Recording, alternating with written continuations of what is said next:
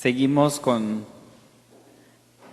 la exposición de la palabra del Señor allí en el libro de Apocalipsis. Estamos estudiando Apocalipsis y seguimos meditando en este pasaje de la palabra del Señor. El día de hoy vamos a avanzar en los versículos 12 al 17 de este capítulo 2.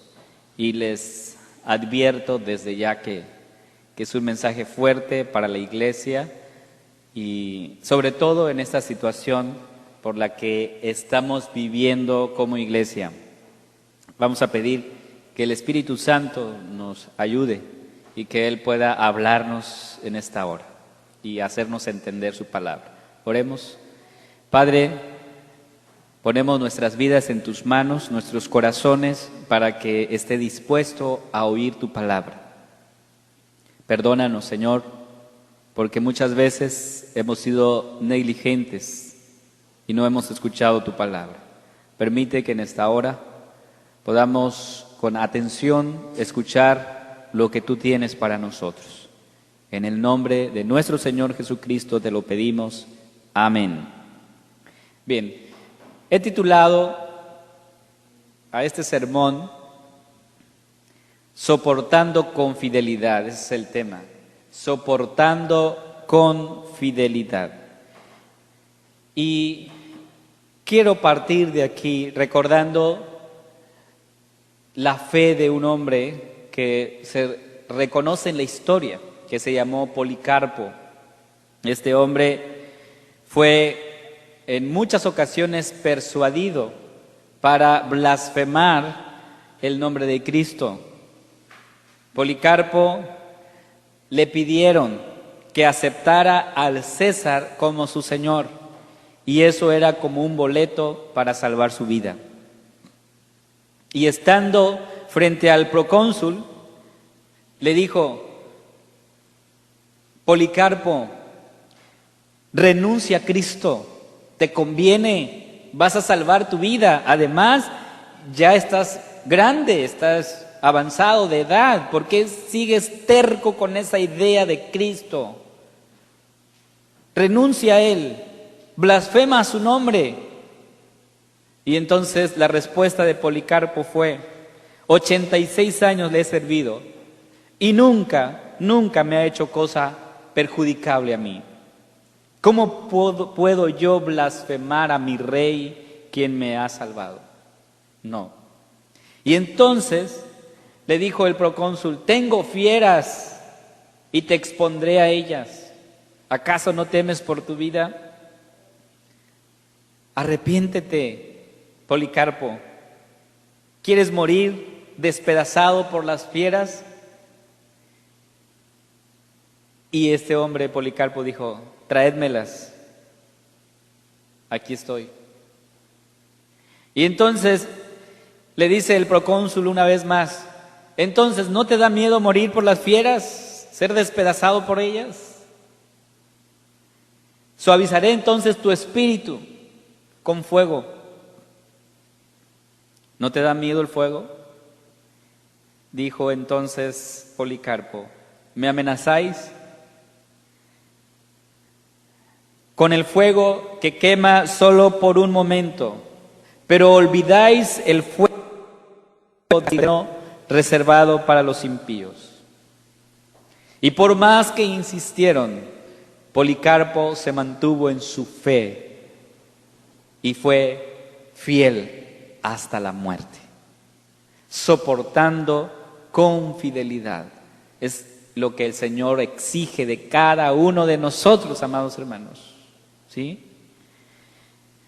Jesús exige de sus seguidores, de su iglesia, una entrega total, una entrega total. Y nosotros, por lo tanto, debemos soportar las pruebas con fidelidad, aún si enfrentaremos la muerte. Si enfrentamos la muerte, aún ahí somos llamados, el Señor nos exige a soportar con fidelidad, a no negar nuestra fe, hermanos. Por eso la pregunta es: ¿cómo logramos soportar con fidelidad las pruebas? ¿Cómo es que Policarpo se mantuvo firme aún frente a las amenazas que le estaban haciendo? ¿Cómo es que Él se mantuvo firme? El pasaje de Apocalipsis nos muestra 3 aspectos para que podamos nosotros lograr soportar las pruebas que vienen a la iglesia. Reflexionaba y le comentaba a mi esposa en la mañana, gracias a Dios, por lo menos por ahora, tenemos la bendición de poder transmitir a través de esta red social. Tenemos la bendición ahora, no sé si mañana lo tengamos. Con todas las censuras que sigue habiendo y movimientos ideológicos que buscan desaparecer de la faz de la tierra todo aquello que tenga que ver con Dios, no dudo que en un futuro cercano también las emisiones de cultos religiosos, como así le llaman, pueda ser censurado. Y entonces, ¿qué vamos a hacer como iglesia si nos encontramos en esta situación en que no podemos reunirnos en su totalidad? ¿Qué vamos a hacer? ¿Seguiremos escondidos en nuestras cavernas? ¿Seguiremos escondidos en nuestras casas? ¿Qué haremos? ¿Cómo vamos a enfrentar y cómo vamos a soportar con fidelidad las pruebas que sin duda van a azotar a la iglesia? ¿Cómo lo vamos a hacer? Número 1. El texto dice, versículo 13, conozco tus obras y dónde moras, donde está el trono de Satanás. Eso es lo que dice Juan. Conozco tus obras y conozco dónde vives. Y la pregunta es, ¿dónde vivía la iglesia de Pérgamo? Vivía, dice, donde está el trono de Satanás. ¿Qué significa eso, hermanos? Significa que como iglesia vivimos en un mundo caído, en un mundo corrompido, en un mundo que todos los días reniega de Dios. Y saben, somos alcanzados diariamente por la ruptura de este mundo. Ahí hay una noticia, y tal vez no sea una buena noticia. Es que no escaparemos del lugar en el cual Dios eligió que viviéramos. Por lo menos ahora no. No vamos a escapar de este mundo, de este lugar donde Dios eligió que viviéramos. Es decir, nosotros estamos hoy aquí, es porque Dios eligió que viviéramos aquí. Y no vamos a escapar de ello, amados hermanos. Dice la palabra de Dios en Hechos 17:26, de un solo hombre hizo todas las naciones para que habitaran toda la tierra y determinó, fíjese nada más, determinó los periodos de su historia y las fronteras de sus territorios. Así es que tú estás donde Dios quiere que estés. No vamos a escapar de donde vivimos.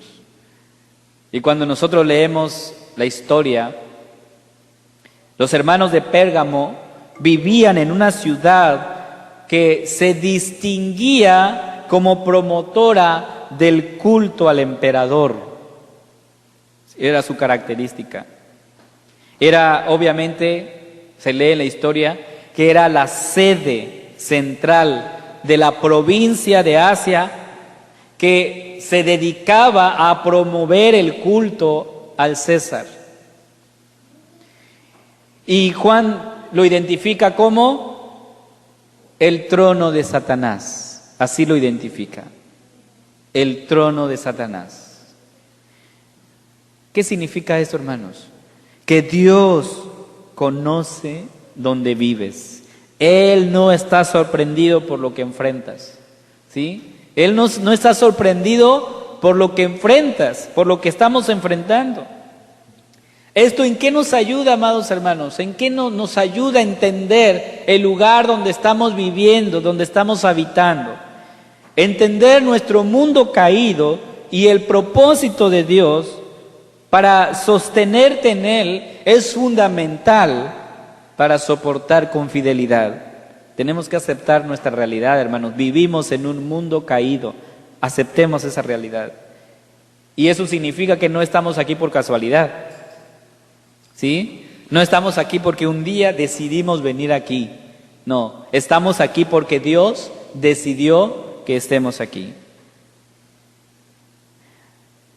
Esto, hermanos, amados hermanos, nos indica que no vamos a escapar de las aflicciones en este mundo caído, porque este mundo está corrompido y continuamente seremos golpeados.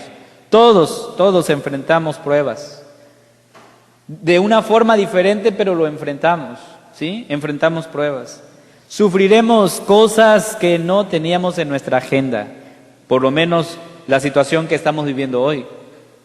Esto no estaba en nuestra agenda, hermanos, ¿sí? Y estamos viviendo. La iglesia está siendo golpeada por esto. No sé si ya se dieron cuenta, amados hermanos. La iglesia está siendo golpeada. Porque sin duda habían personas que iniciaban su proceso de conocer a Cristo, nuevos creyentes. Y no sé si esta situación los haya acercado o los haya alejado más. El Señor nos está llamando a ver la realidad. Vivimos en un mundo caído, ¿sí? Y no solo vivimos en un mundo caído, amados hermanos. Vivimos o somos pecadores conviviendo con pecadores. Esa es otra verdad, es otra realidad. Somos pecadores conviviendo con pecadores. Eso significa que todo el tiempo somos afectados por el pecado, afectados por la debilidad, afectados por la falla de las personas con las que vivimos. ¿Sí?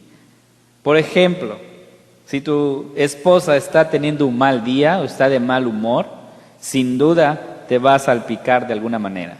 ¿Sí? Por ejemplo, si tu esposo se enojó en su trabajo, hay una buena posibilidad de que traiga su enojo a casa. Estamos siendo afectados. Y yo quiero recordar lo que la Biblia nos cuenta acerca de Aarón. Vemos a Aarón como un gran sacerdote que fue elegido por Dios, pero tuvo celos por su hermano Moisés. Y le dijo a Dios: Señor, ¿por qué le tienes que decir a Moisés lo que yo tengo que hacer? ¿Por qué no me hablas directamente a mí? Y entonces Dios le dijo a Aarón: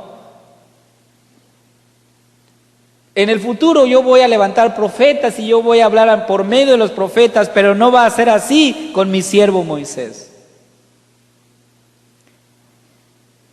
Entonces vemos los celos de Aarón, porque él se enojó, porque Dios no hablaba directamente con él.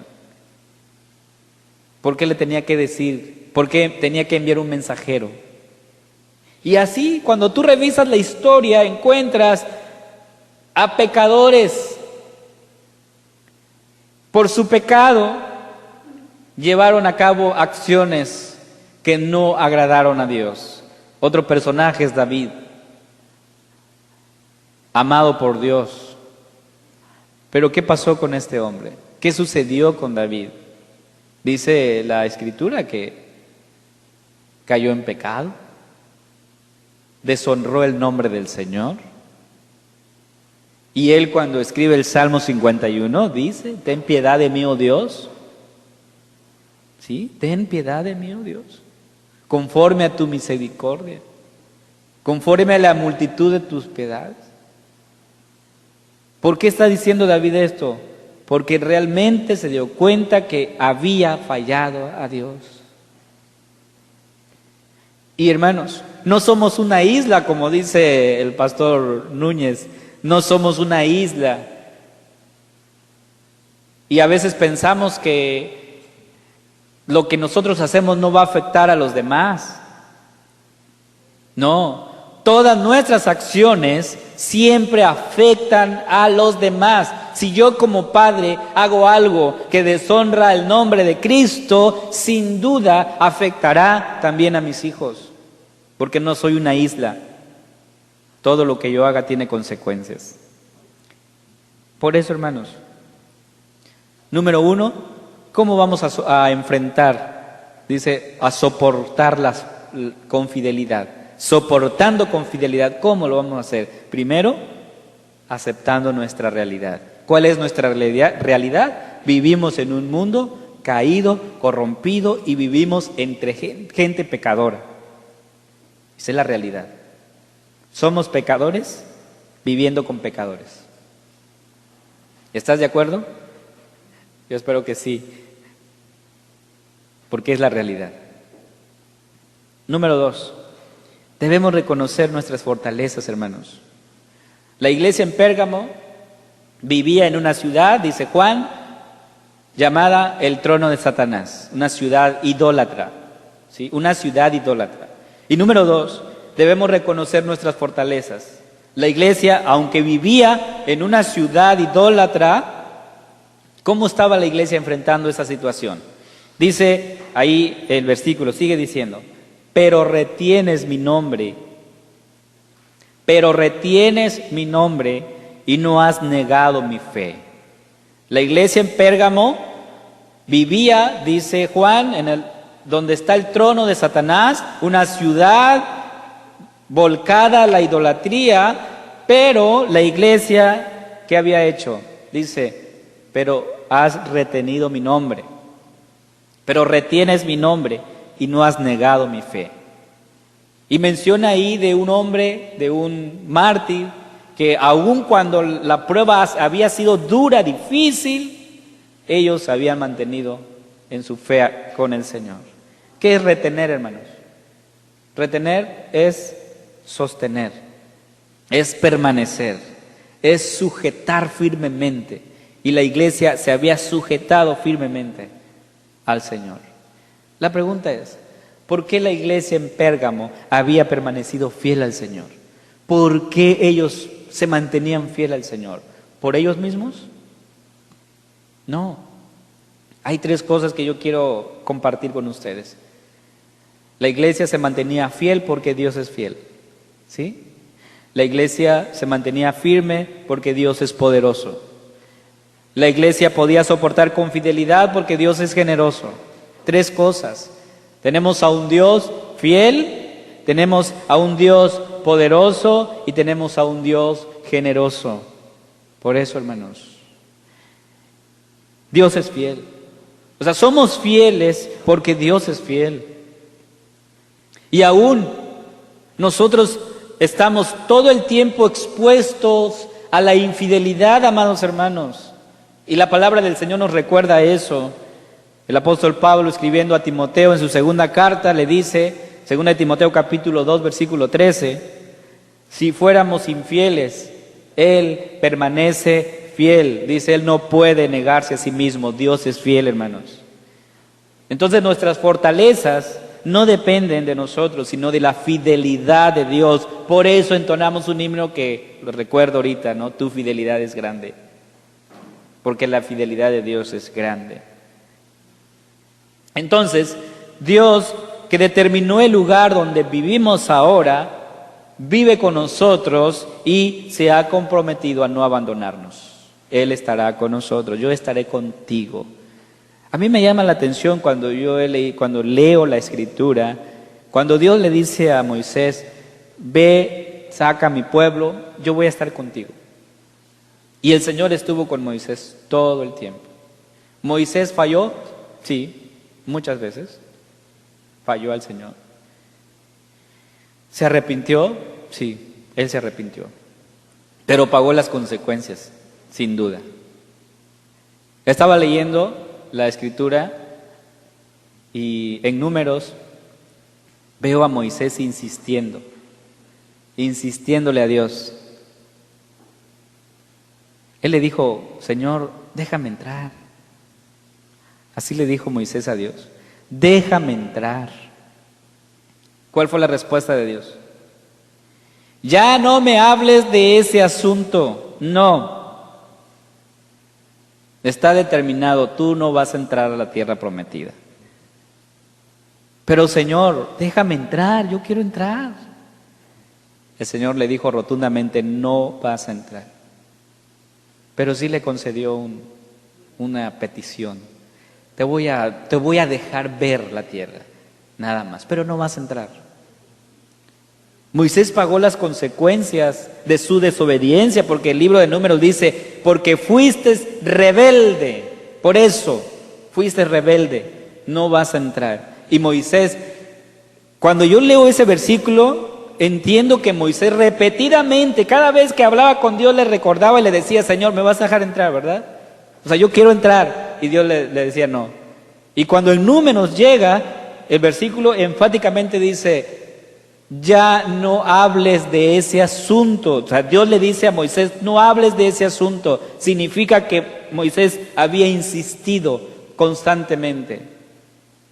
Por eso, hermanos, Dios es fiel, pero es justo. Él es justo. Y aún así, Dios no desechó a Moisés. No lo desechó. En su misericordia lo perdonó. Perdonó a Moisés, pero Moisés sufrió las consecuencias de su desobediencia. Entonces tenemos a un Dios fiel, ¿no? Él es fiel. Lo que ha dicho va a cumplir. Cumplió con Moisés, cumplió con Josué, estuvo con él. De hecho, en el capítulo 1 de Josué, el Señor le dice, levántate, mi siervo Moisés ha muerto, ahora tú vas a llevar a este pueblo a la tierra que les prometí. Y en el versículo 5 el Señor le dice, yo estaré contigo, no te desampararé. Como estuve con Moisés, estaré también contigo. Y esa es la promesa de Dios, hermanos. Un Dios fiel. Esas son las fortalezas que tenemos. Tenemos a un Dios que permanece fiel. Y no solo eso, un Dios poderoso, hermanos. Poderoso. El poder de Dios nos sostiene hasta el día de hoy, amados hermanos. Nos sigue sosteniendo. Por eso, Apocalipsis, en el capítulo 1, versículo 8, este libro comienza diciendo, yo soy el alfa y la omega, principio y fin, dice el Señor, el que es y que era y que ha de venir, el Todopoderoso. Dios es poderoso. Si somos fuertes, hermanos, es porque el poder de Dios está en nosotros. Si aún seguimos de pie, es porque Dios está con nosotros. Su poder nos sostiene, hermanos. Por eso Efesios 6:10 dice, por lo demás, hermanos míos, fortaleceos en el Señor y en el poder de su fuerza.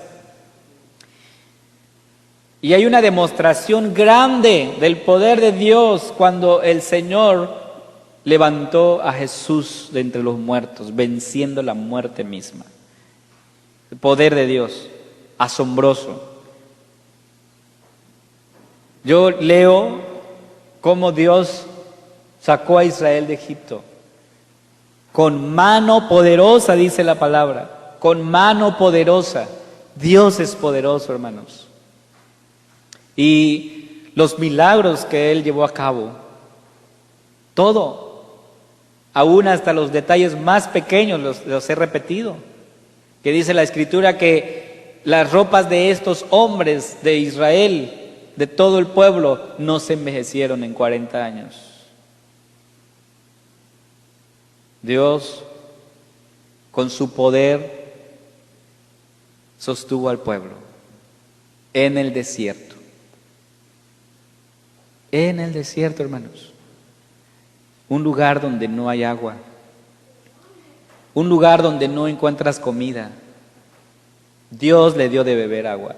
Dios les dio de comer. ¿Se imaginan al maná descendiendo del cielo? Y que Israel todos los días salía nada más a juntar el maná. Y comían de ahí. Dios poderoso. Abriendo el mar rojo. Y el pueblo pasó en seco, dice el libro de Hebreos. Que cuando los egipcios pisaron la arena, fueron ahogados pero Israel pasó en seco. Ahí vemos, hermanos, el poder de Dios. Pero ¿qué hizo Israel con todo eso? Cada vez que faltaba algo, murmuraban en contra de Moisés y en contra de Dios, obviamente. Vieron a este Dios poderoso, pero cuando les hacía falta algo, dudaban de este Dios. ¿Qué no nos está pasando algo así como esto, como Israel, a nosotros, como iglesia? Entiendo que debemos de guardar distancia y todas las medidas que se nos ha pedido. Pero si nos vamos a enfermar, hermanos, aunque estemos bien encerrados en nuestras casas. Y si Dios va y ya decidió que por medio de esa enfermedad Él nos va a llevar a su presencia, así será, nadie lo va a impedir, nadie. Ahora yo quiero que pensemos, que reflexionemos, de que nuestra fe debe estar puesta en el Señor, en Él, hermanos. Creerle a Dios. Ese es el llamado que Dios nos hace a cada uno de nosotros. Por ahí leía hace ratos un escrito del doctor Sproul y él decía eso. Dios no honrará a un pueblo cobarde, a una iglesia cobarde. Hemos visto el poder de Dios. ¿Creemos en este Dios? Esa es la pregunta. No solo un Dios fiel, no solo un Dios poderoso, esas son las fortalezas que tenemos, sino un Dios generoso también. Su misericordia son nuevas cada mañana, dice la palabra. O sea, Él nos da la fuerza para seguir adelante y su promesa siempre ha sido eso, que va a estar con nosotros. Isaías 41:10 es un pasaje que meditaba con ustedes el viernes. Y hablamos de eso precisamente. El texto dice, no temas.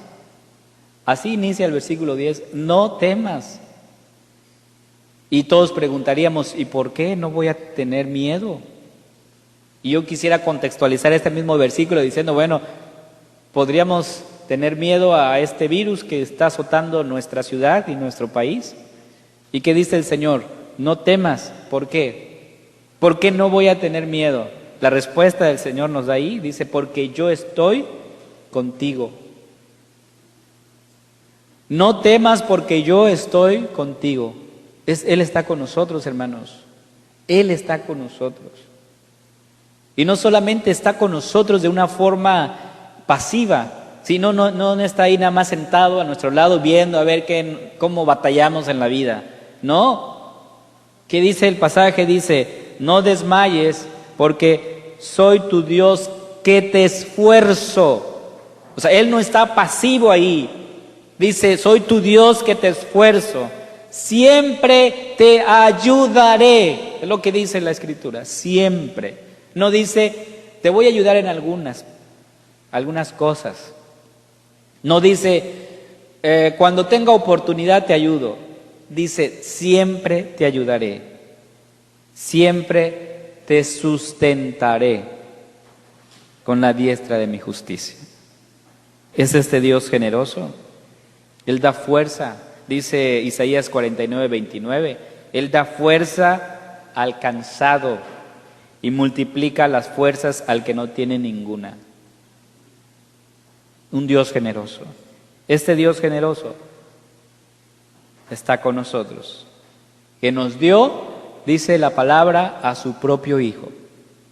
Nos dio a su propio Hijo.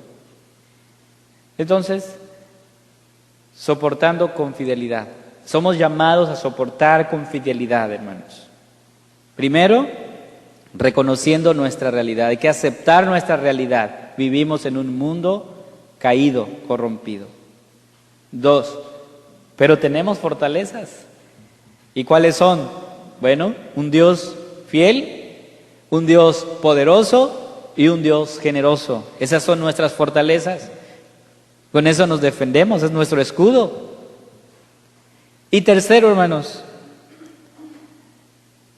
para soportar con fidelidad no solo basta aceptar nuestra realidad, no solo basta revisar nuestras fortalezas, sino también confrontar las amenazas. Hay que confrontarlas, hermanos. Dice el versículo 14, que tienes ahí a los que retienen la doctrina de Balaam. Tienes a los que retienen la doctrina nicolaitas. El Señor Jesús le dice a la iglesia de Pérgamo, pero tengo algunas cosas. Dice, tienes ahí a los que retienen la doctrina de Balaam y a los que retienen la doctrina de los nicolaitas. ¿Qué hay que hacer? ¿Qué vas a hacer como iglesia? Mientras que en la iglesia de Éfeso era una iglesia intolerante, lo vimos, la iglesia de Pérgamo pecaba por tolerante. Y era un grave peligro, hermanos. Entonces el Señor Jesús nos llama a no tolerar ideologías que Dios no tolera. No tolerar, hermano. Denunciar, confrontar. ¿Cuál es la doctrina de Balaam?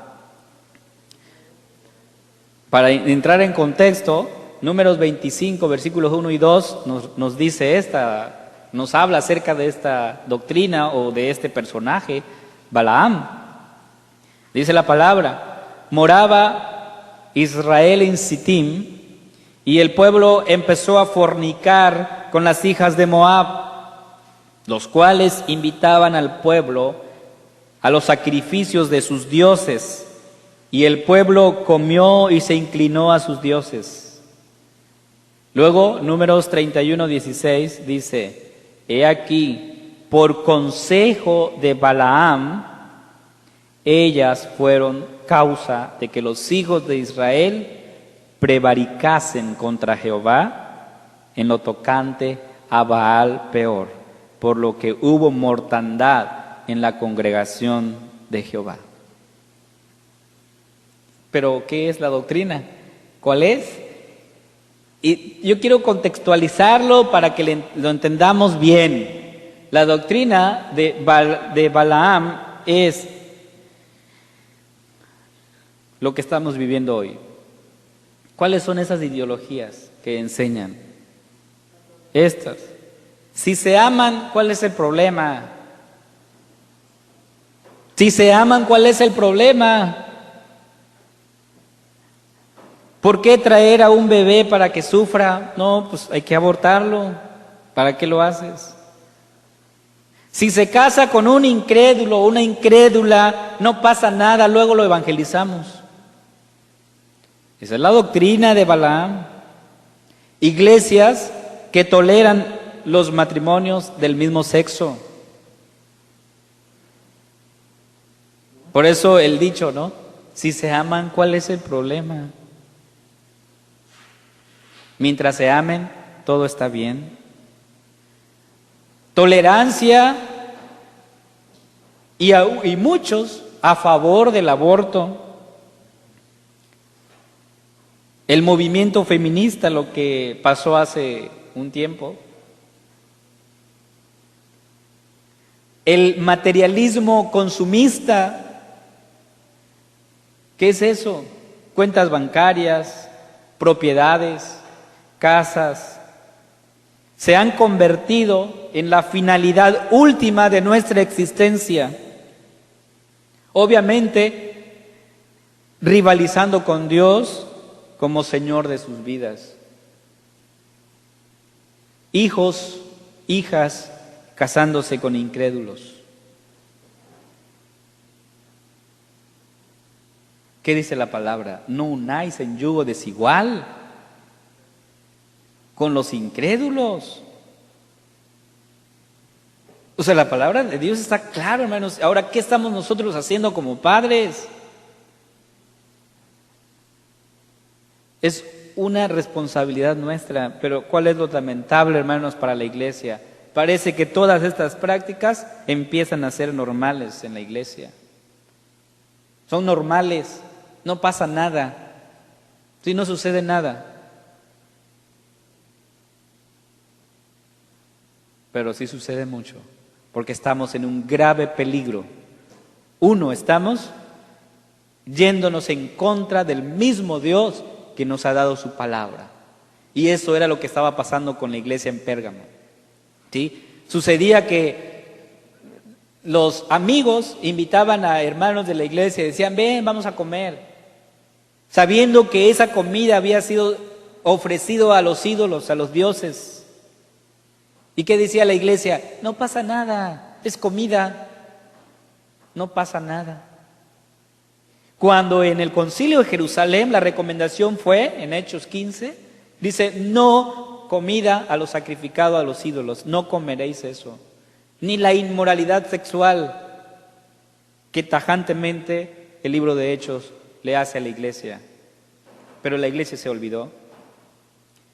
Entonces, poco a poco estas ideologías fueron entrando y penetrando en la iglesia, al grado de que esto parecía normal. Y esto es lo que estamos viviendo hoy como iglesia, hermanos. Esto es lo que estamos viviendo. Es normal, no va a pasar nada. Por eso el llamado del Señor, versículo 16 de este pasaje. Por tanto, arrepiéntete. Ese es el llamado del Señor. Arrepiéntete, es un llamado, fue un llamado para la iglesia de Pérgamo y es un llamado para la iglesia de hoy. Arrepentimiento. Yo he escuchado en muchas ocasiones de hermanos decir, no pasa nada si se casa con alguien que no es cristiano. Luego lo evangelizamos y hay hasta jóvenes que piensan así. No, lo hacemos y luego pues se convierte, ¿no? Y hasta cuentan historias de cómo ha sido, ¿no? Si yo vi a tu tía, a tu tío que también así, y luego él se entregó y mira, fue un hombre de Dios, porque Dios ha tenido misericordia, hermanos. Pero su palabra es clara, no unáis en yugo desigual con los incrédulos, clara.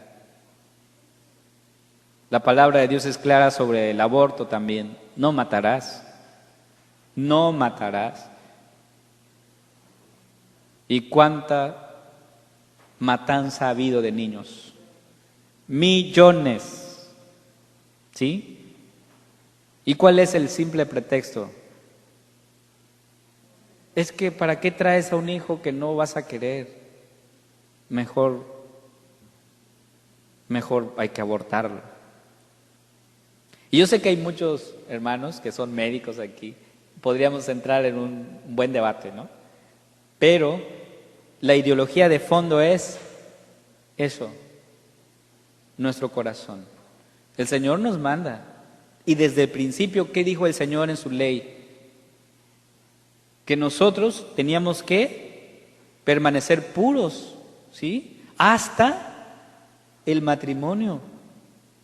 Y de hecho el sexo Dios lo creó para disfrutarlo en el matrimonio. Y Pablo habla de eso y dice, bueno, si ustedes no son como yo, cásense para que no se estén quemando, porque existían esas prácticas. Desde ahí, hermanos, pero hoy la juventud hoy no ve eso. No, tienen relaciones sexuales fuera del matrimonio, luego resultan embarazadas y pues hay que abortarlo. Tenemos que revisar todo lo que la palabra de Dios dice, no lo que yo digo, no mi pensamiento, lo que el Señor nos dice, hermanos. Por eso, amados hermanos, les decía que esto iba a ser fuerte. Pero, ¿cuál es el llamado del Señor? Permanecer fiel.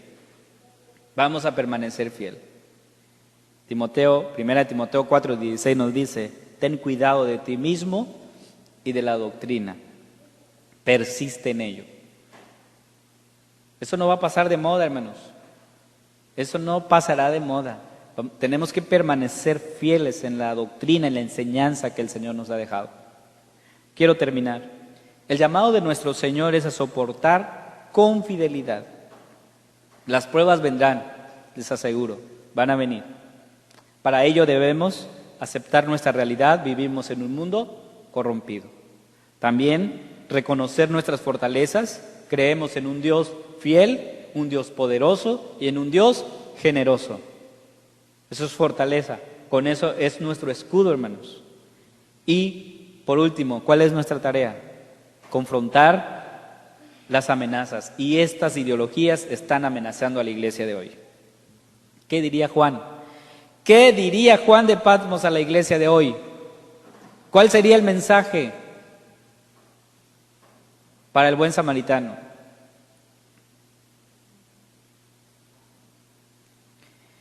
Por eso decía al inicio, hermanos, hablando acerca de Policarpo, de este hombre que fue fiel hasta la muerte, y mencionando de que Jesús exige de nosotros una entrega total, como lo dice el apóstol Pablo en Romanos 12.